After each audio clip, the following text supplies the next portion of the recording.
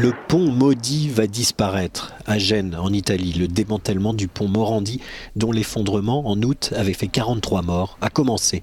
Un premier segment de 40 mètres devait être démonté ce vendredi.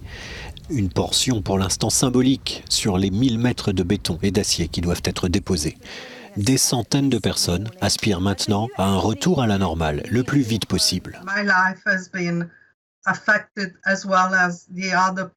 Ma vie a été bouleversée comme beaucoup d'autres gens. Nous sommes environ 600 à ne pas pouvoir rentrer chez nous.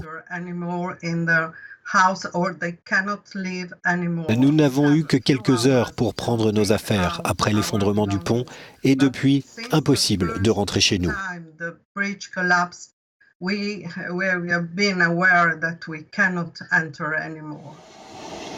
Les immeubles qui se trouvent sous les portions du pont encore debout sont en effet condamnés.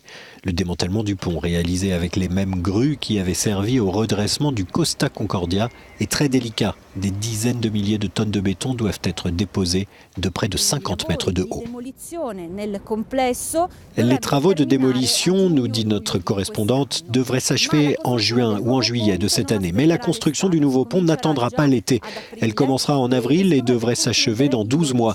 Plutôt exceptionnel dans un pays comme l'Italie où la construction d'ouvrages de ce calibre prend normalement 10 ans.